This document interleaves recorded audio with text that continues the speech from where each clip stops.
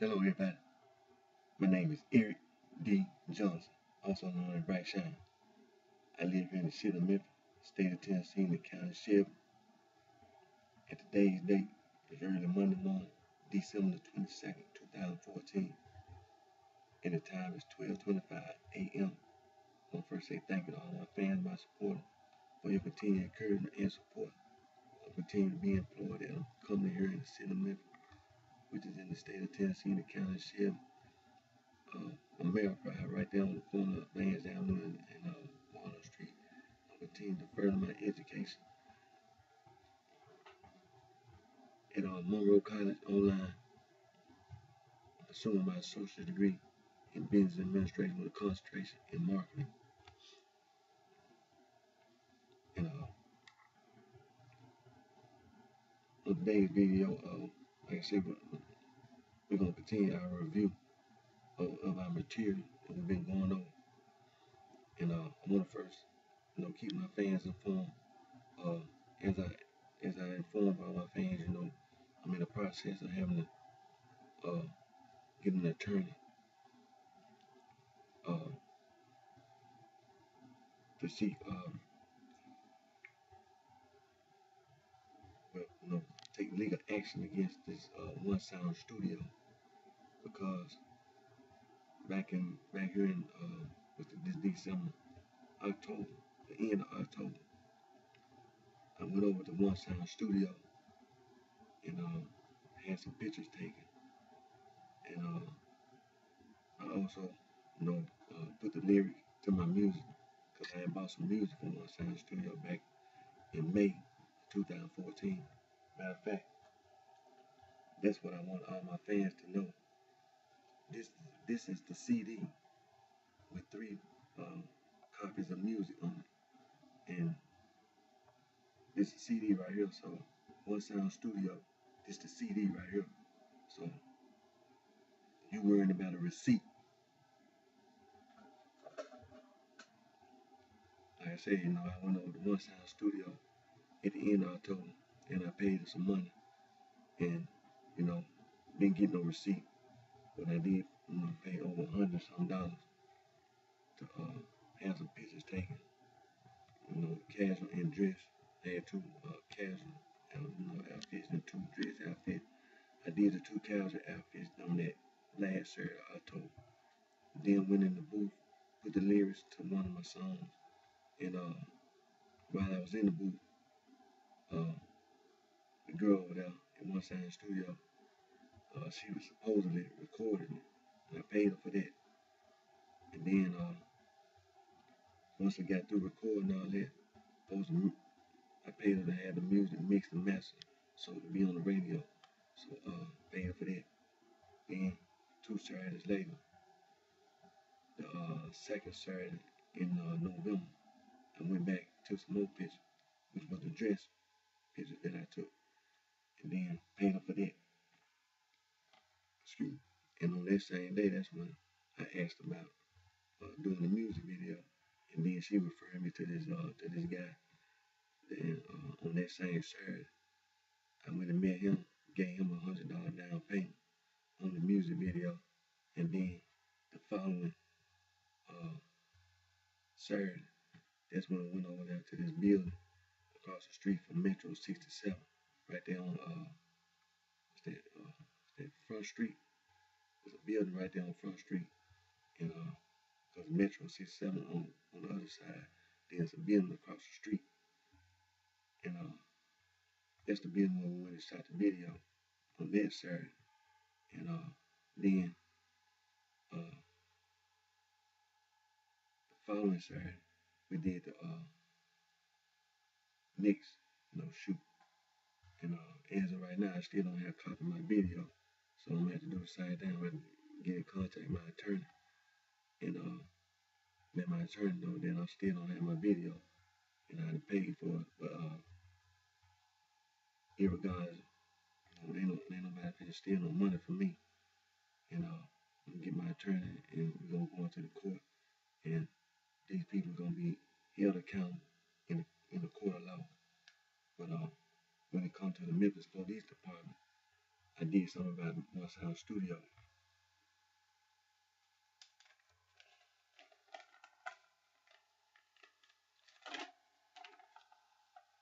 December the 17th, 2014, I called the Memphis Police Department and I talked to a lady on the Memphis Police Department. You know, they always keep documentation they share. Like I said, it was December the 17th of 2014. I called the Memphis Police Department about One Sound Studio. And I did a lady on the phone. She said, you know, dealing with criminal law. You know, if you don't have no receipt, that's the criminal law. When you got to prove it.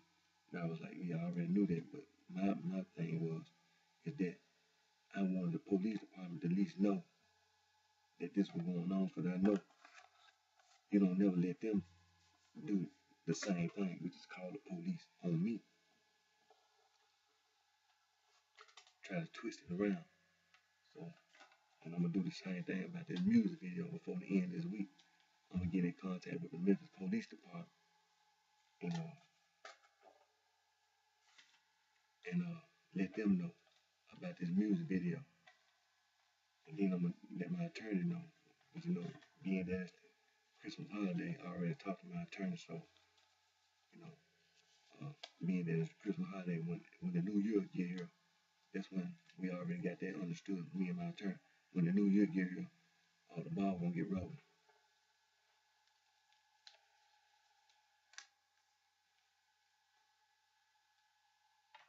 And when me and my attorney already got that understood. When the New Year get here, the ball gonna get rolling in this court. You best believe that. But like I say, to all my fans, my supporters, this the CD. Got 3 copies of music on it. So when I did that, when I went over to One Sound Studio and recorded, one of the music is on this CD. So I got the copy that I bought in May of 2014 right here. So you want to talk about a receipt. But on today's video, like I said, we're going to review some information. And then, cause like I said, it's gonna be the new year finna come in. And 2015 finna be here. So we're gonna review some information. Make sure I get on the microphone. Okay. Valid argument and invalid argument. Deductive argument, inductive argument.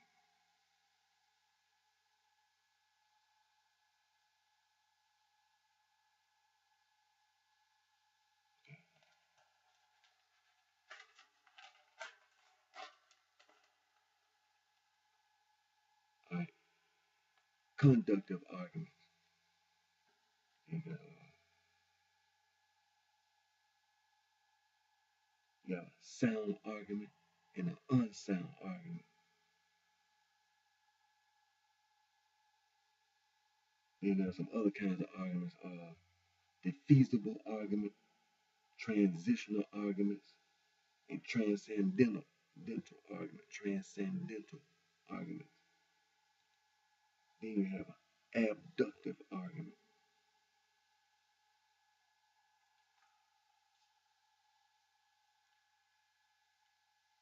All right, one of the keywords was a premise. Premise. Premise. Conclusion was a reference. And research. All right, then you have 3 types of arguments. Rogerian, Tolman, Toulman, Tolman. Rogerian, Rogerian, Rogerian, and classical. That's the CD. Okay, then you have a practical argument.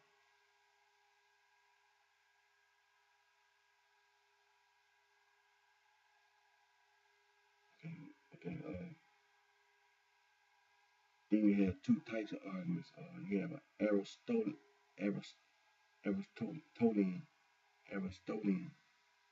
or adversarial. The Aristotelian is Aristotelian.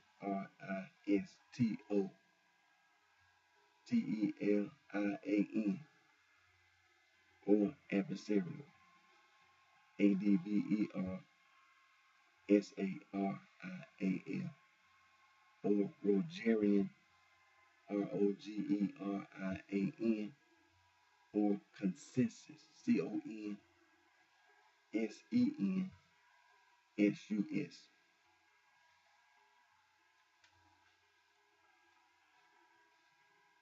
Harvard University is the oldest institution of higher learning in the United States, founded March 13, 1639 in Cambridge, Massachusetts. William and Mary College in Williamsburg, Virginia, founded February 8, 1693, is the second oldest institution of higher learning in the United States.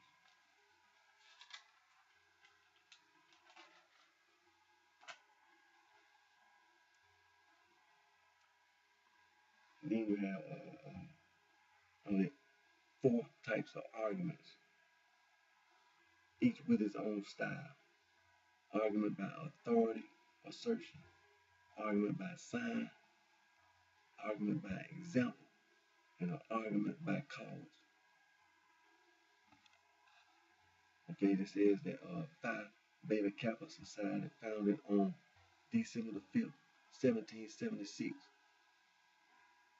at the College of William and Mary, and is recognized as the first Greek letters student society in North America. Then it says that Alpha Delta Phi, first sorority, founded in 1851 in Wesleyan College in Macon, Georgia. It said the first organization to adopt the word sorority was Gamma Phi Beta, established on November 11, 1874, at Syracuse University in Syracuse, New York. And then on that part there, we need to know who the man is that said the word sorority, because it was a man, not a woman. We need to know who that man is. Okay, when it comes to Freemasonry, say Euclid, that's Euclid, Euclid, the mathematician, lived in Alexandria, Egypt, around 1390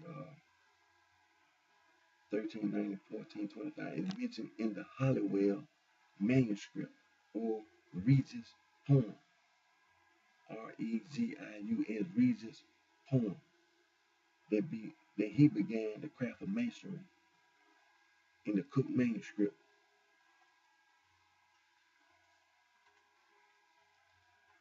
He says that the Regis poem, or the Halliwell manuscript, is Roman Catholic production. Said James Orchard Halliwell published in 1840. The manuscript formerly belonged to Charles Thayer. Said Matthew Cook manuscript was in the hands of Mr. George Payne when in his second term as Grand Master in 1720. He compiled the general regulations, 7 liberal arts, geometry. Children of layman Jabal discovered geometry and was Kane's master mason. Said Jubal discovered music, and Tubal Cain discovered metallurgy and the art of the smith, while his daughter Naomi discovered weaving. Saying that before the flood, all knowledge was inscribed on 2 pillars, and after the flood, both pillars were discovered, one by Pythagoras and the other by Hermes. Said the 7 signs were passed down to Nimrod, the architect of the Tower of Babel, to Abraham, who taught them to the Egyptians, including Euclid, who taught masonry to the children of nobility, the crafts taught to the children of Israel, and from the Temple of Solomon found his way to France, and thence to St. Albans, England.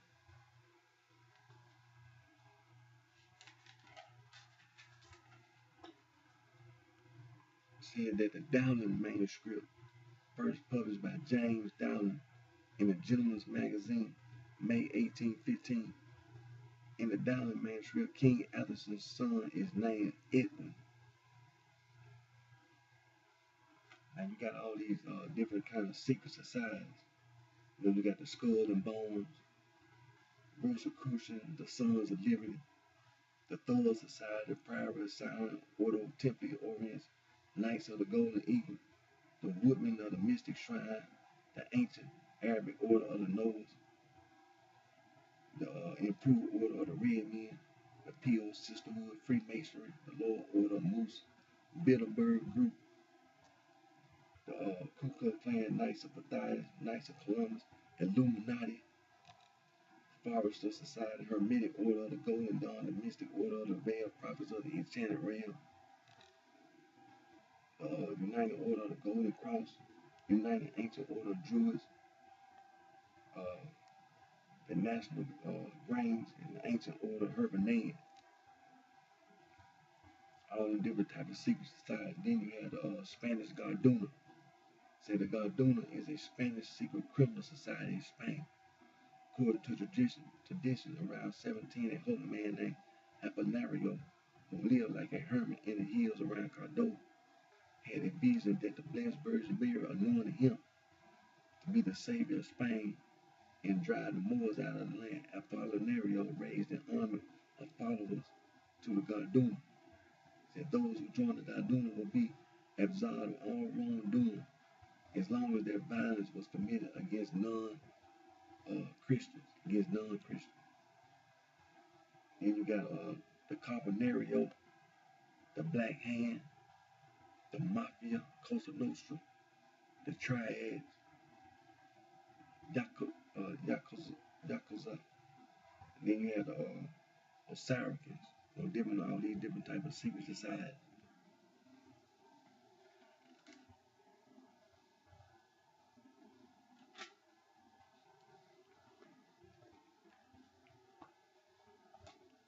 All right,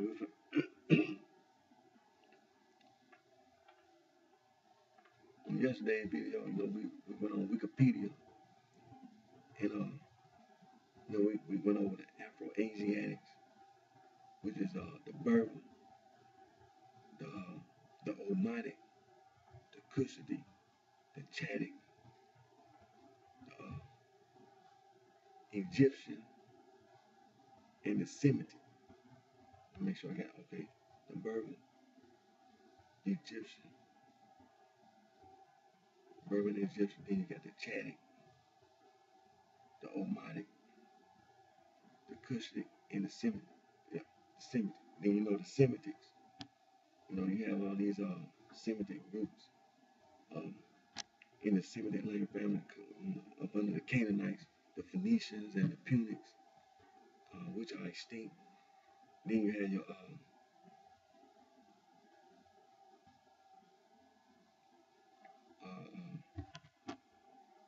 all these different Hebrews that Canaanite. Hebrew is Canaanite, and then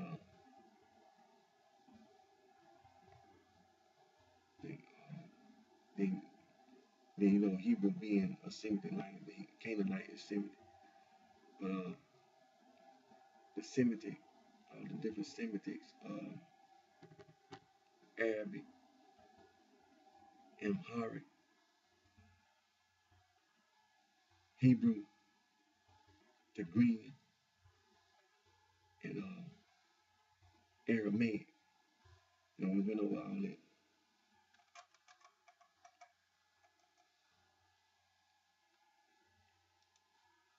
Matter of fact, we can go to Wikipedia right now. Quick.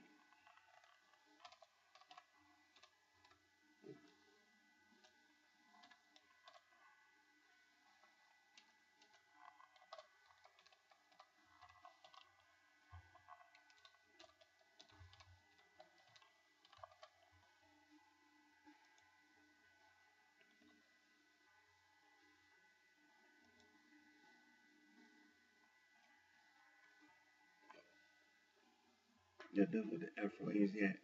It's the Berber, the Chadic, the Kushite, the Egyptian, the Omatic, and the Semitic. The Semitic being the Semitic being Arabic, Amharic, Hebrew, Tigrinya, and Aramaic.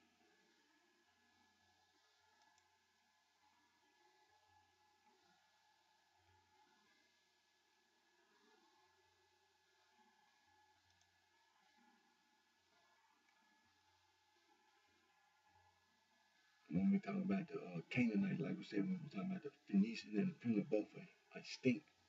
Then you talk about the Hebrew, Ammonite, Moabites, Edomites, all those are extinct.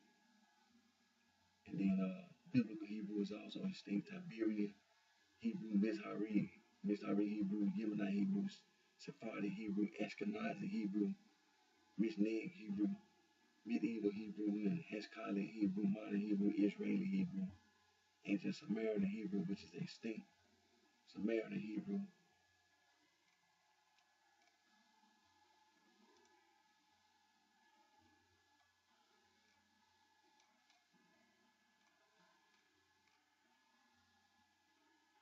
And all that, fall up under the Canaanite, which is Semitic, and the Hebrew is Semitic.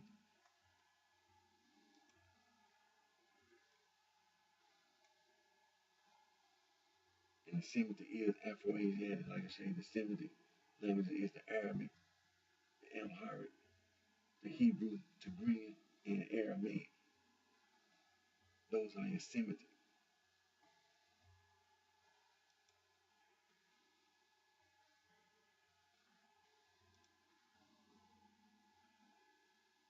And all those, those were the Afro-Asiatic. Then we go to the Nilo-Saharans.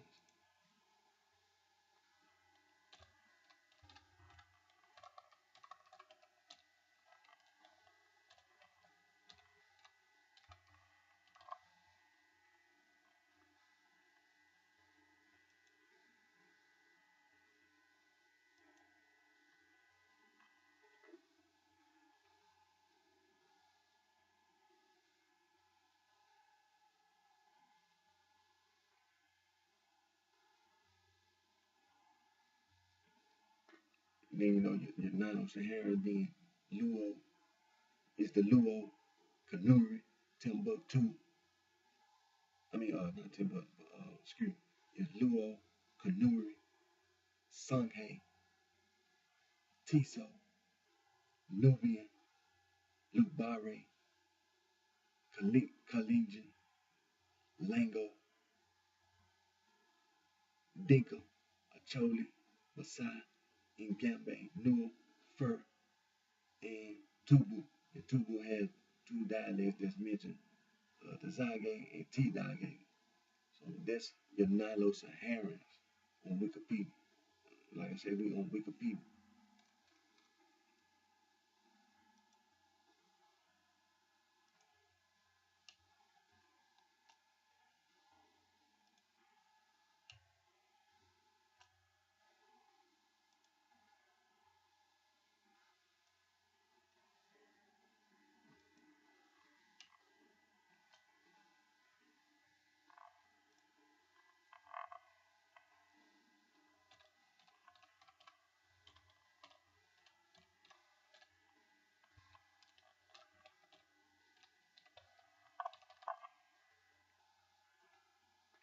Now we on Wikipedia.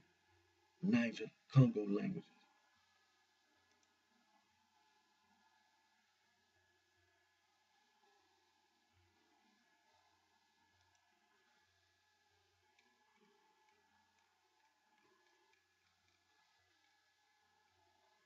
Like your Kordofanian languages, your Mandi, your Ajoy, which is Ajo and Defake. Then you have your Dogon, your Atlantic, which is Wolo. Then you have Fule. Then you have your Crew, your BT, and Yahweh, and Dade, Sinufo,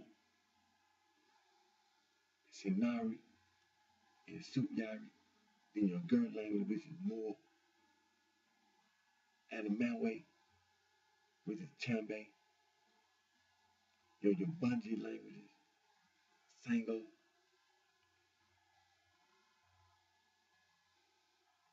your Kwe, which is a Can. Then you have your Volta Niger, which is West Benu Congo, your GB languages, which is Iwi, then the Yoruba, and Igbo. Then you have your East Benu, your Bantu family, your Swahili, your Fang, Congo, Zulu, and others.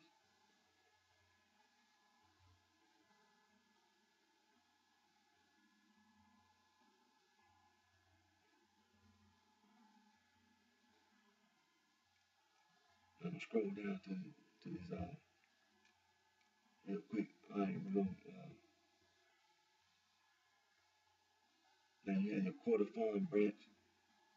Then you have your Mandee branch, which is Bambare, Jule, Manike, Mindi, Soniki, Dan, Mandinka, Kapele.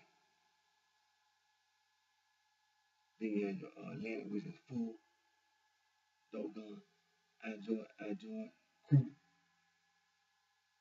your Gurley, which is More, Sinufo, Sibare, Remare, and Sutyari. Adamanwe, Namuyi, Injibake, Shango, and Zandi,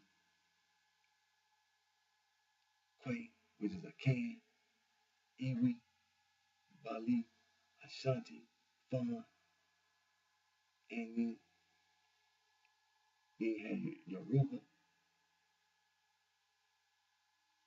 Edo, Igbo, Nupe, Adome. There's some little around the plateau languages.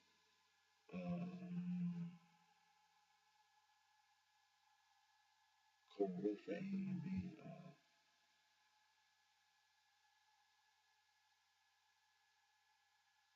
and then across the river, Abibo, Ifik, Efik, and what's that?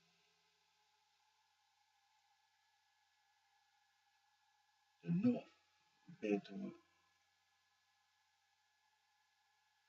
Then you have your Tia, B-Boy, and E-Cord, Yin Then you have your Bantu, your Binu Congo,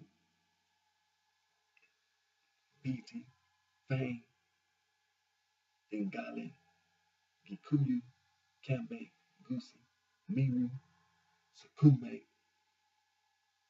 Inyawisi, Swahili, Gogo, Katube, Luande, Mbudu, Congo, Yake, Ganda, Chica, Inyakori, Soge, Heya, Louis, Manda, Rande, Rundi, Hey, Lube, Sangi, Tange, Inyakusi, Ingandi, Tambuke, Sine, Inyang, Inyanje, Makue, Yoa, Ingulu, Makandi, Mbundu, Shone, Iriro, North Soto, and South Soto, Tiswane, Zulu, Tisange, Tiswe, Range, Chopa, Dende, Swazi, North Indabili, and South Indabili. All those and many others are classified as Niger Congo.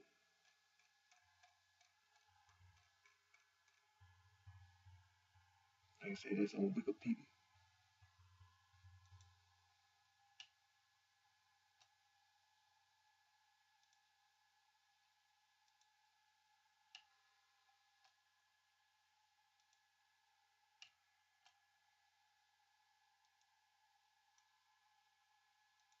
And when we was talking about the Afro-Asiatic, when you scroll down on Wikipedia, it talks about the Rastafari, the Afro-A Rastafari, and how the Emperor of Ethiopia back in the 1960s had made a visit to Jamaica, to the island of Jamaica. And for some reason, they started some type of study circle and started this Rastafari movement, the Afro-Asiatic, language and all this. But we still on Wikipedia, and we'll go over to the core saying two groups of people together, core people and the saying people.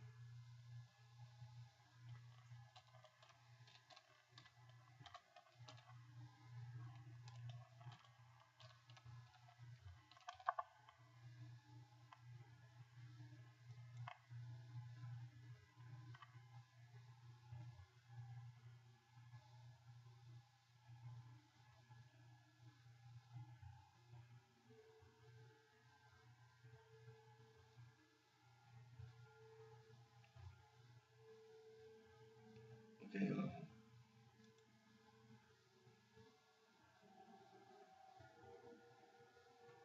like I said, the court and the sand people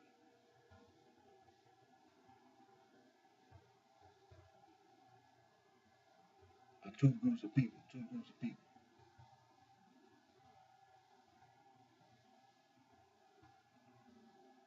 That those are your click consonant speakers. Now, some of those click consonants, uh, when you're on Wikipedia talking about the other click consonants, some of the Bantu speaking people uh, use click consonants as well.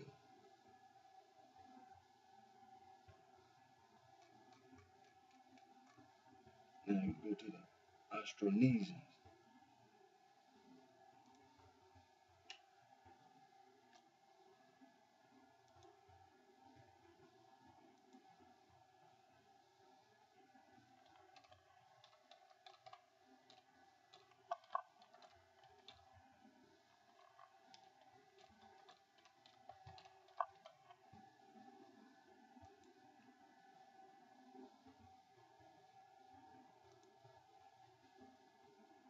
Now the Austronesian languages,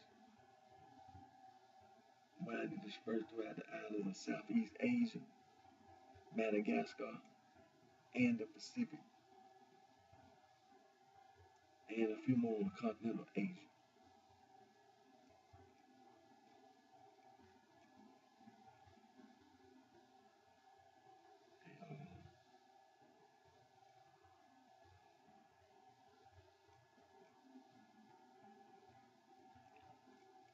Like I said, we on Wikipedia, so you can refer to Wikipedia or your own research.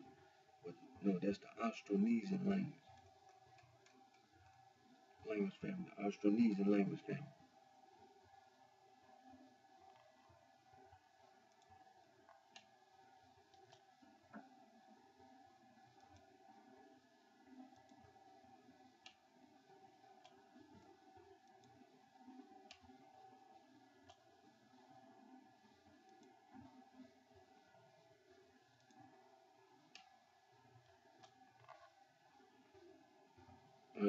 We're gonna go over here to the National Open University, the National Open University of Nigeria's uh, online courseware. See, they put this online themselves. I didn't do it. I didn't have the computer in there. The National Open University of Nigeria online courseware.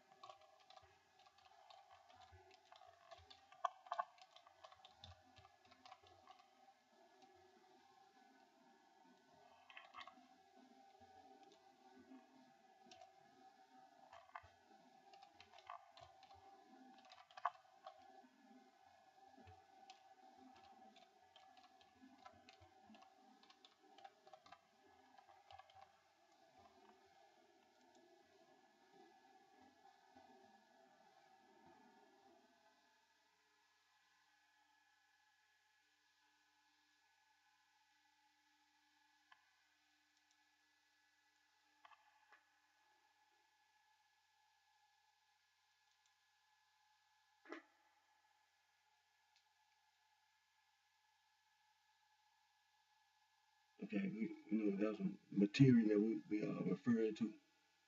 You can go there on when it can say the e-courseware, uh, Religion and Society CTH 001. Make sure I in the microphone.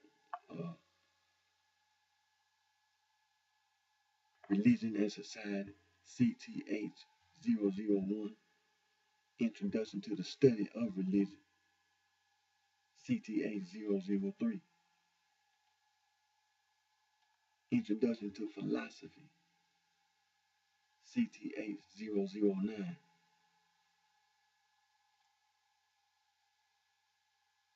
Philosophy of Religion CTH 043.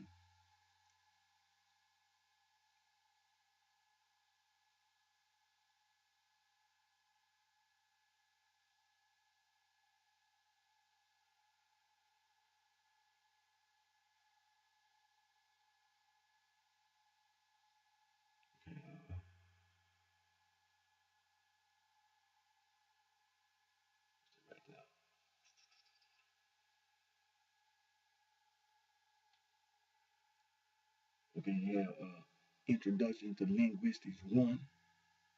It's LIN 111. And Introduction to Linguistics 2. LIN 112. Then you have Introduction to Sociology, CSS 111. Introduction to Psychology, CSS 121.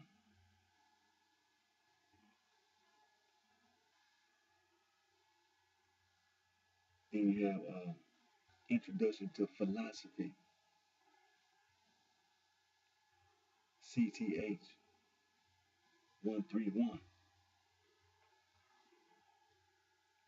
Then you have Introduction to African Traditional Religion, CTH 192. Then you have Introduction to the Study of Religion, CTH 173. Then you have Religion and Society, CTH 151.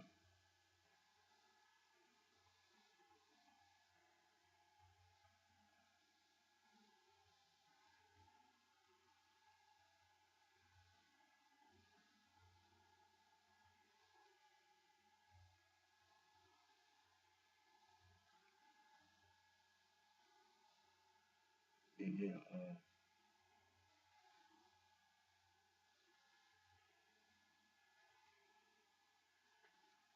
Introduction to Sociology 1, NSS 217.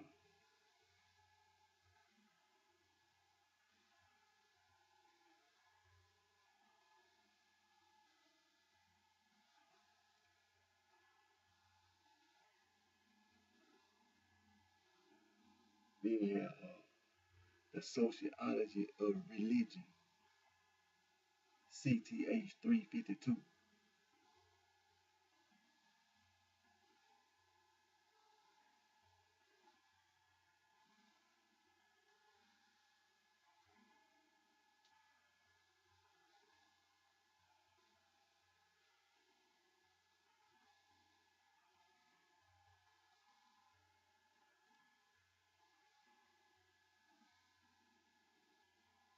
Then you have African Traditional Religion and Culture,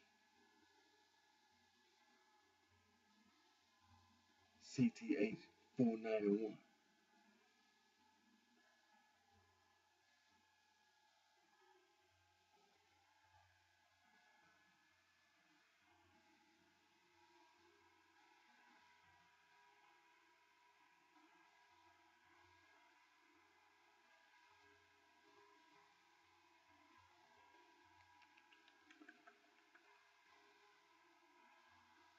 Then you have Theology of African Traditional Religion,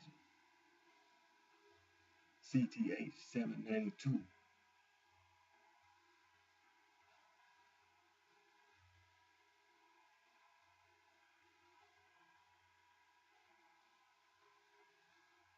And then there are many, many other, you know, like I said, you know, it's there, the information there, and I didn't put, you know, they put it there, so,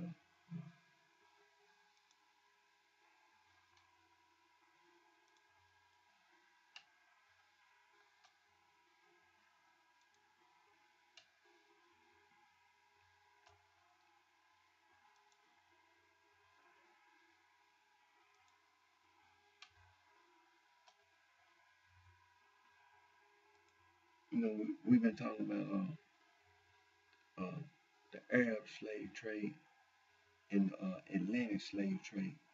But you know, when you be on Wikipedia, there's some, you know, like you might look up some, you know, like a person. And when you look that person up, then to the right, you know, when you're looking, it'll be to your right. There'll be some more people down there. They said you can look up them people too. So when you look up Tipu Tip, you'll see the name. You'll see some names. Like you can look these people up. You can search for these people too. And when you search for tip poo tip, there's another person that we need to we need to talk about, and it's two more. I mean, not one but two people. One person is M Siri, MSIRI.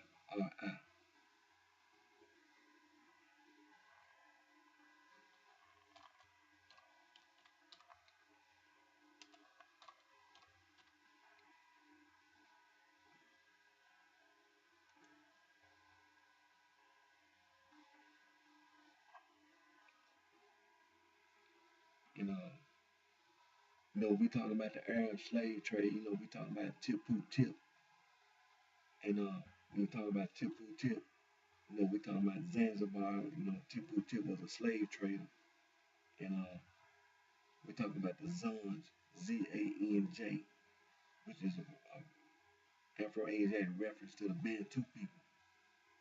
And when he was trading Bantu people uh, in the Arab slave trade from East Africa, and then these Bantu people would be sent to the Saudi Arabian Peninsula and to Asia, like different parts of Asia, West Asia, Central Asia, South Asia, and Far East Asia, if you made it that far. But Tip Tip was was a major factor in the slave trade, in the Arab slave trade.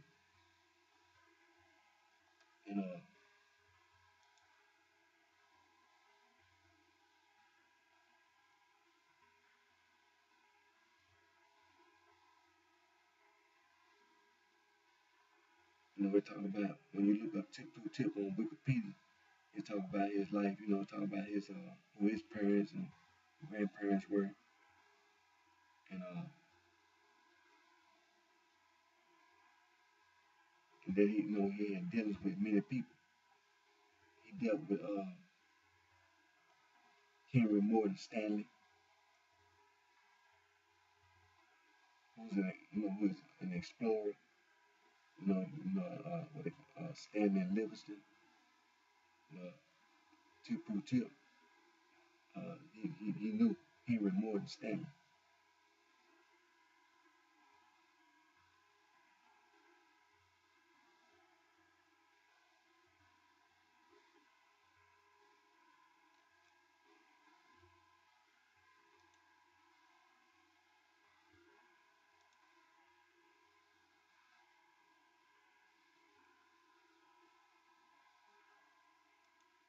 Okay, it talks about Marambo, Mirambo. Marambo was an Inyangwisi warlord. Marambo was an Inyangwisi warlord from 1860 to 1884. He started out as a trader and owned trade caravan traveling from the Great Lakes.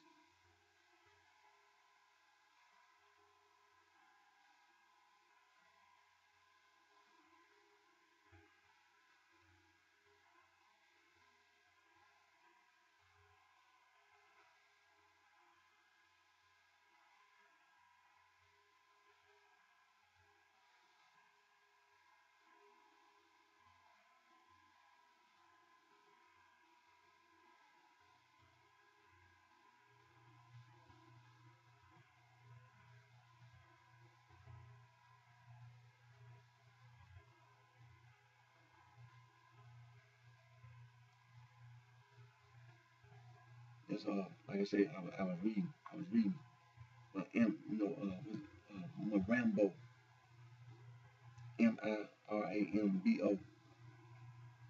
was Indian Weezer warlord.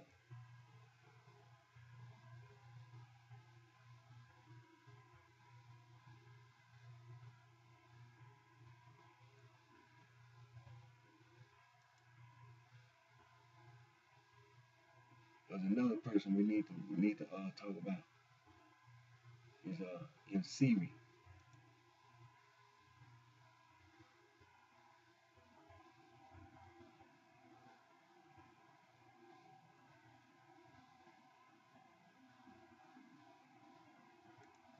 we're going to Wikipedia. It said Msiri founded and ruled the Yiki Kingdom, also called the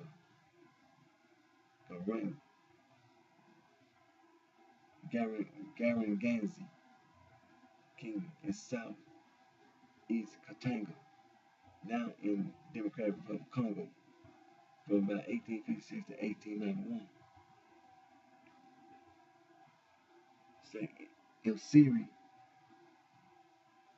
was an Mnyamwezi from Tabora in Tanzania and a trader like his father, involved in copper, ivory, and slave trade, controlled by the Sultan of Zanzibar and his Arab and Swahili agents.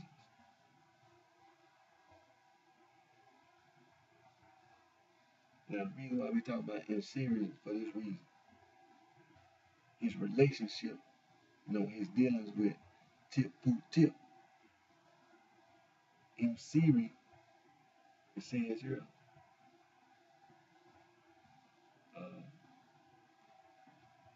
okay, when you be on Wikipedia, it says, and you be on Wikipedia and you go to Msiri, look down there where it says Msiri strategy. And it's going to tell you that Msiri also cemented alliances with other powerful trading partners through marriage. His favorite wife was said to be Maria de Fonseca, sister of his Portuguese Angolan trading partner, Coimbra. Msiri married one of his own daughters to Tip Poot Tip. Let me say that again. Msiri married one of his own daughters to Tip Poot Tip. See, Tip Poot Tip married one of Msiri's daughters. Now, Msiri, like I said, he was involved in slave trading. So when you talk about the Arab slave trade, when you talk about the Atlantic slave trade, when you talk about Msiri, he was involved. And they talked about him being killed, and also that his favorite wife was also killed. The one we just got to talk about, Maria de Fonseca. She was killed by his adopted son. And so that's who his Msiri, when he was killed, his adopted son killed Maria. What's her name? Maria de Fonseca. See, Msiri's adopted son killed Msiri's wife, Maria de Fonseca. He stood behind her and cut her head off. But like I say, Msiri was an Mnyamwezi, and he dealt with Tip Poot Tip. And Msiri gave one of his daughters to Tip Poot Tip in marriage. It says that Msiri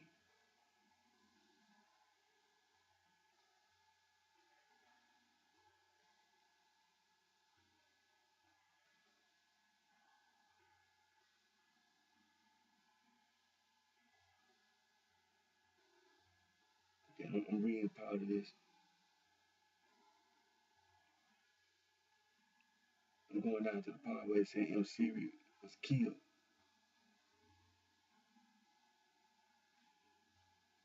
It says that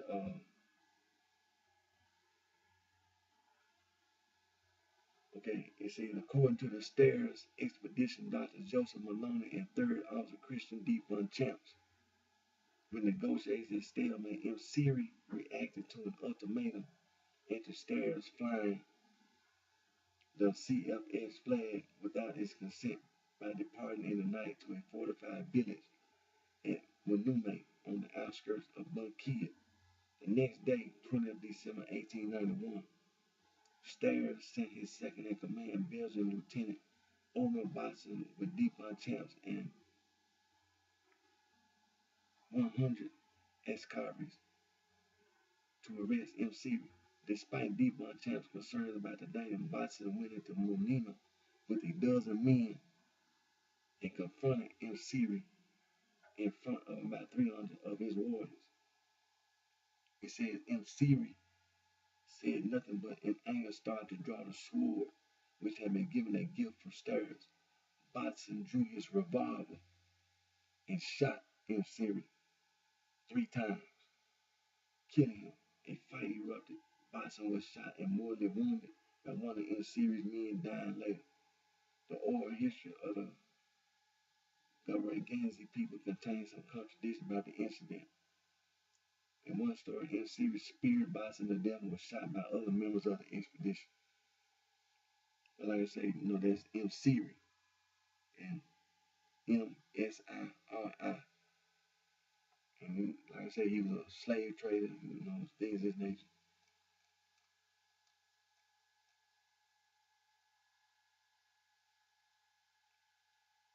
He was a Young Weezy from Tambore in Tanzania.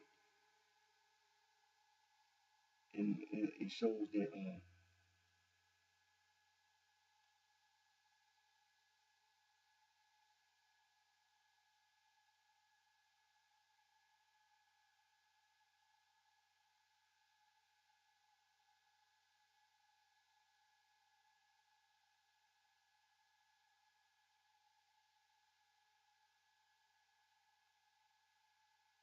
I was looking at the map.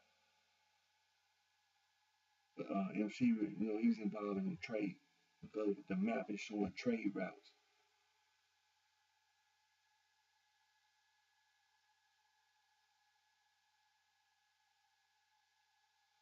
Trade routes from going toward East Africa and going to West Africa. So MC was involved in trade. But like I say, MC, he had dealings with Tipu Tip, and Tipu Tip married one of MC's daughters. And we know that Tipu Tip was one of the major slave traders in the Arab slave trade, and the Bantu people were being sent to South Arabian Peninsula and to Asia, all parts of Asia. And the people who live there today, in parts of Asia, and in the islands in the Indian Ocean and South Arabian Peninsula, people living on Zanzibar, they know that Tipu Tip and many others were involved in their ancestors being traded, and that's who their ancestors were. Bantu Zans, Z-A-N-J. Then that's who the people are. They are Bantu people. And we're gonna go to the Atlantic slave trade because it's another person.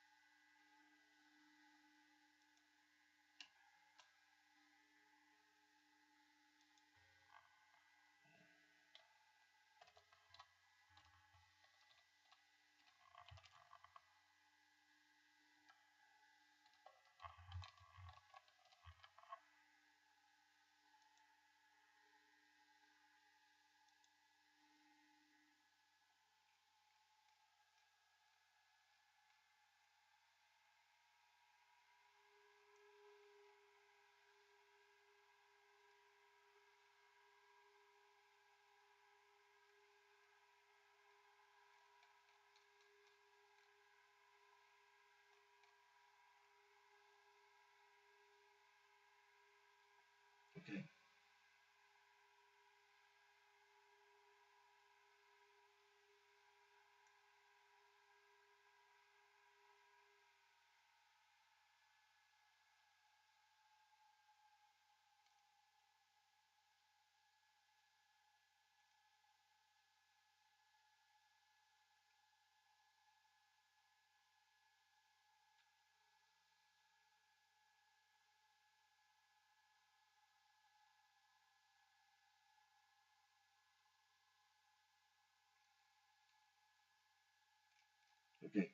on Wikipedia, and when you go to Atlantic slave trade, when you scroll down,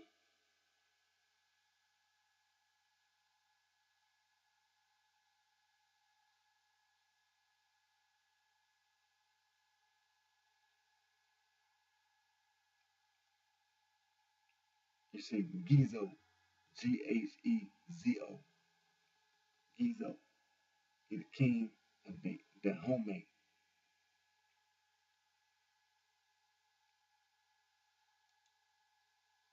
Now Gizo was the king of the kingdom of Dahomey, present-day Benin. From 1818 to 1858, Gizo replaced his brother Aden Dozane, ruled 1797 to 1888 as king through a coup with the assistance of the Afro-Brazilian slave trader Francisco Felix de Souza. It said that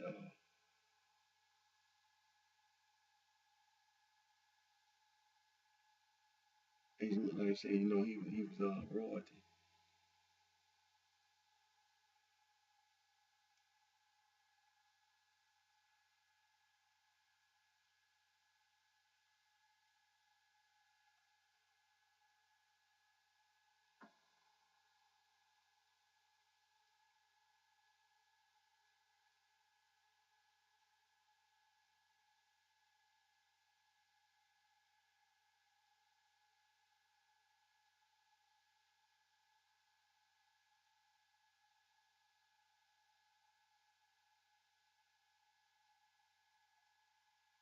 I was reading, okay, when it's talking about the slave trade, it said it was talking about how the British was trying to abolish slavery, and that they were trying to get Gizo to stop participating in the slave trade.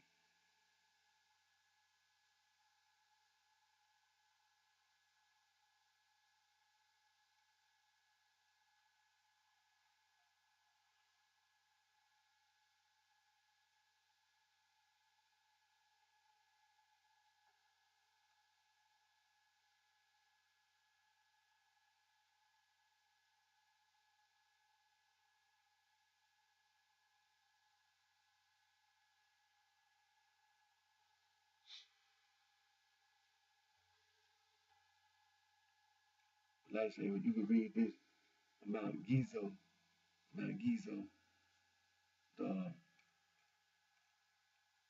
the king of the kingdom of Dahomey, and how he was how he was participating in the slave trade, but then up until his death.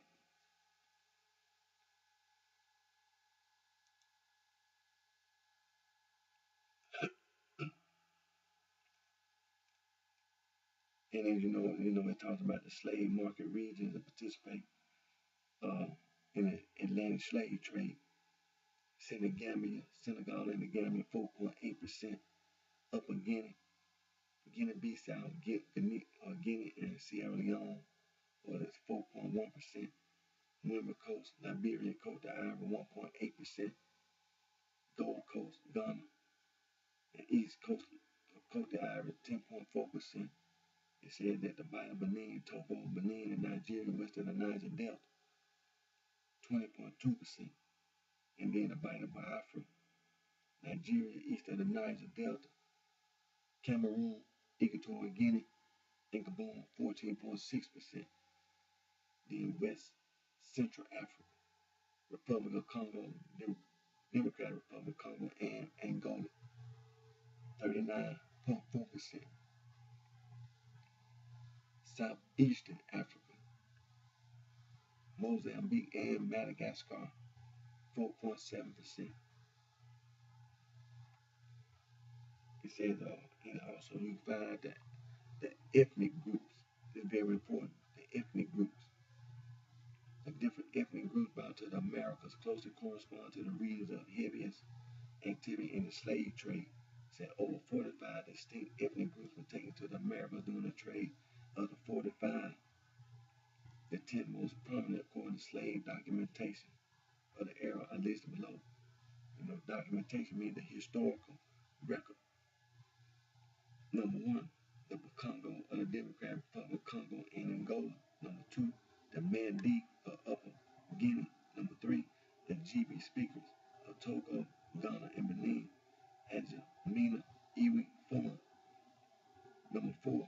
Can of Ghana and Cote d'Ivoire. Number 5, the Wolof of Senegal and the Gambia. Number 6, the Igbo of southeastern Nigeria. Number 7, the Mbundu of Angola.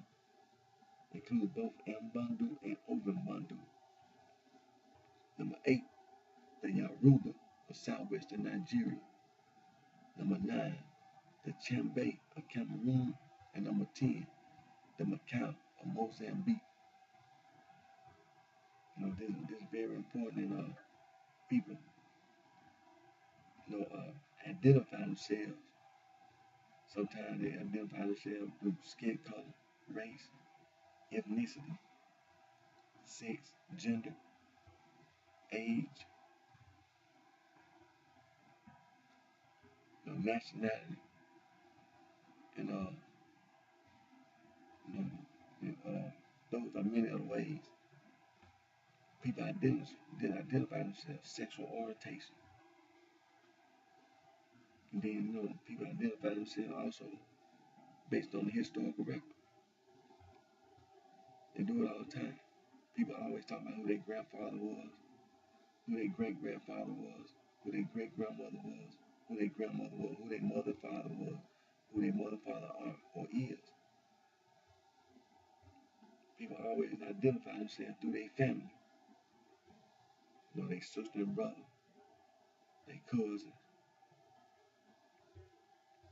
So when you think about the ethnic groups in the the Atlantic slave trade, also in the Arab slave trade, when we talk about tip to tip, and when you talk about the island of Zanzibar of Tanzania, when you talk about the Great Lakes region, you're talking about the people being referred to as Zons. Then when you look up Zons, you find out that the Zons is referring to the Bantu or the Niger Congo. The Niger Congo is the Bantu. Then the people who are alive today, they know that when you talk about tip through tip, you talk about the Arab slave trade, you're talking about their ancestors. Because their ancestors were Bantu, they were Zons. That's what they refer to, their ancestors, Zons. Just like our ancestors in the Western Hemisphere. And when you talk about the Atlantic slave trade, when you talk about those regions, slave market regions, then all the people in the Western Hemisphere, when you talk about the ethnic groups that came over, talk about this percentage and came from this region, and then you talk about the ethnic groups all the way from 1 through 10, then that's how people identify you. They identify you in some Niger Congo way. That's what you are. That's who I am. That's me and everybody else on the Western Hemisphere, North America, which is Canada, the United States of America, Mexico, Central America, South America, and the Caribbean islands. That's the Western Hemisphere. And all the people that live in the Western Hemisphere that were brought over, their ancestors that were brought over in the Atlantic slave trade, then that's who you are. You Niger Congo. You identify as Bantu or West African, below the Sub-Saharan. You're not Afro-Asiatic. You're not no Nilo-Saharan. You're not no Austronesian. You're not Khoi or San.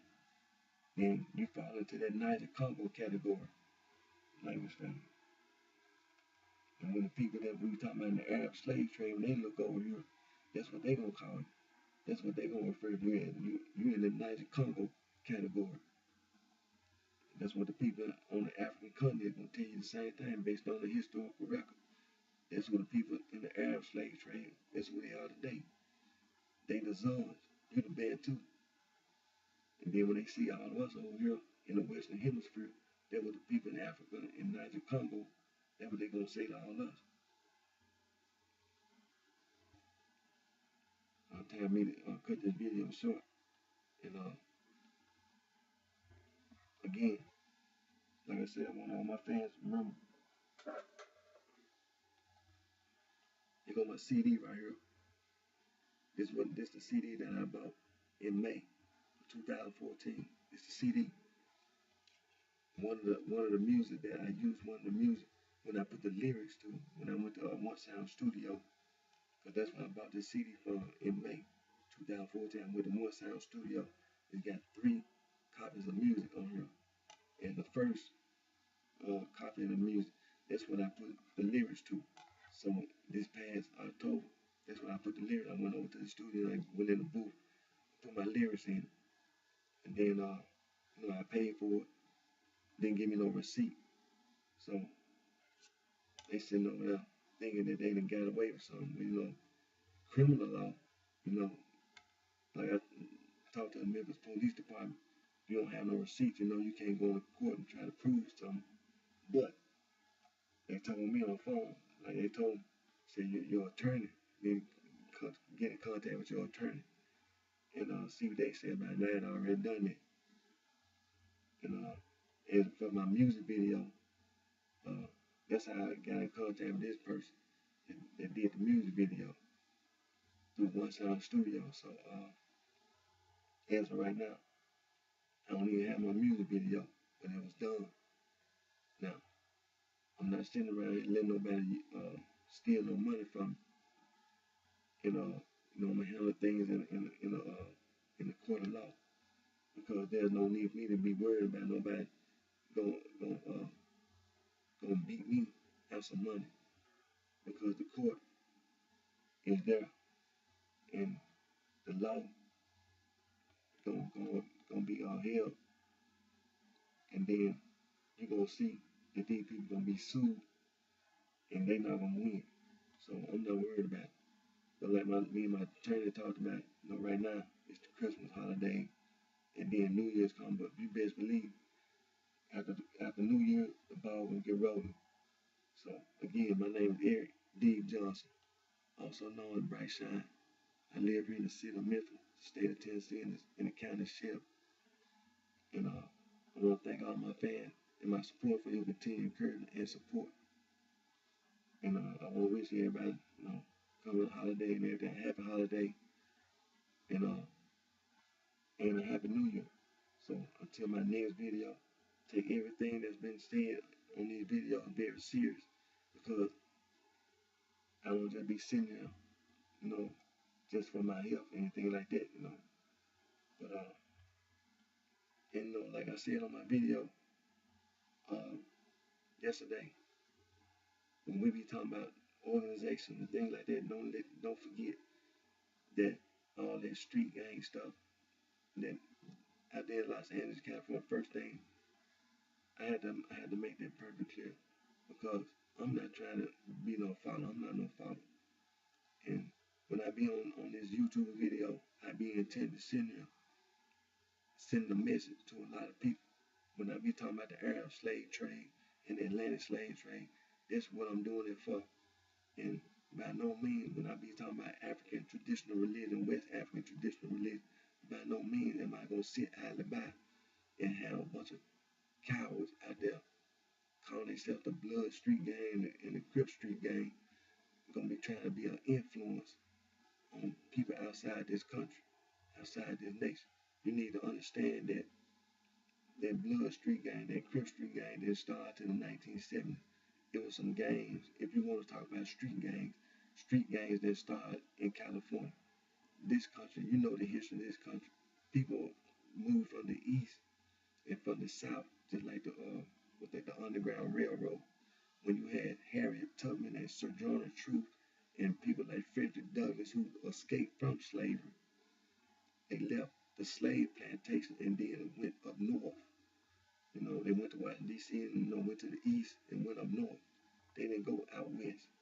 It was after the Civil War when people moved, actually started moving because, as you know, you remember that Juneteenth, when they be talking about the people in Texas, they didn't find out about the end of the Civil War until after everybody else because word had to get all the way to Texas.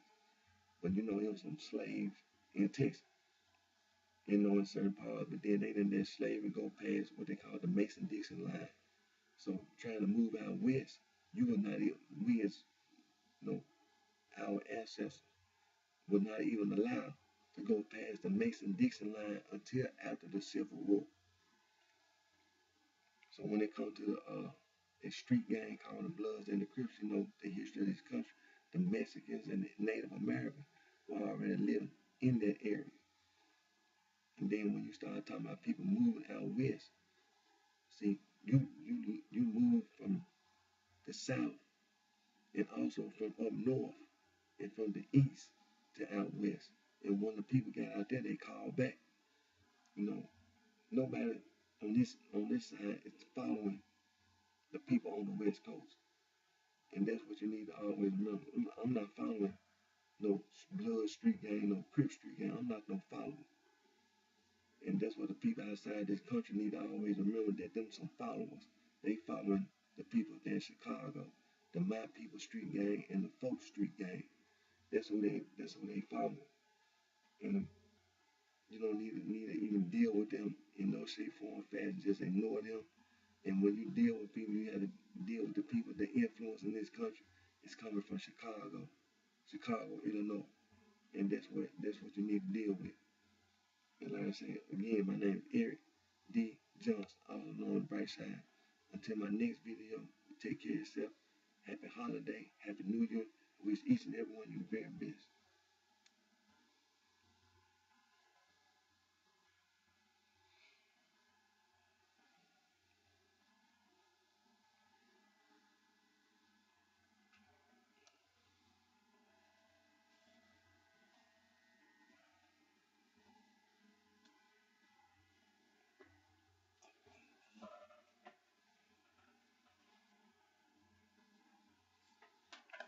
Real quick.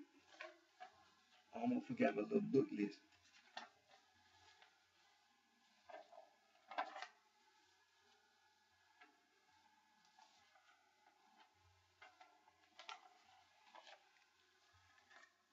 Where is it? Oh, okay, here it is. Uh,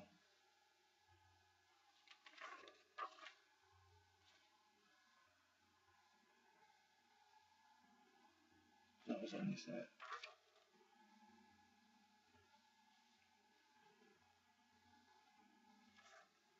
Oh, it's on this side. Yeah, here it is. Okay. I almost forgot the book list, but want to remind everybody that get the West African traditional religion. There's a book by Dr. Joseph Omasede Egolelu and uh, Dr. P. Adelumo Dopamo, Dopamu, West African Traditional Religion. And also Dr. John S. Mbidi, Concepts of God in Africa. Get that book. Also, The Prayers of African Religion. Get that book. Dr. John S. Mbidi. Get those two books. Concepts of God in Africa and The Prayers of African Religion. And also get this book by Dr. Joseph Omasede Egolelu and Dr. P. Idalumo Dopemu, West African Traditional Religion. Also,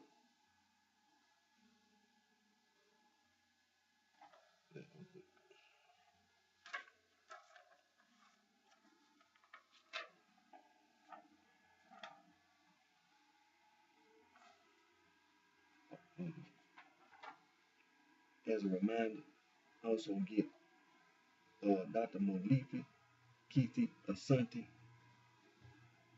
and Dr. Ame Mezeme. Let me spell her name. Her first name is Ame, Dr. Ame, A-M-A. Her last name, Mezeme, M-A-Z-A-M-A. They wrote a book together, Encyclopedia of African Religion. Get that book.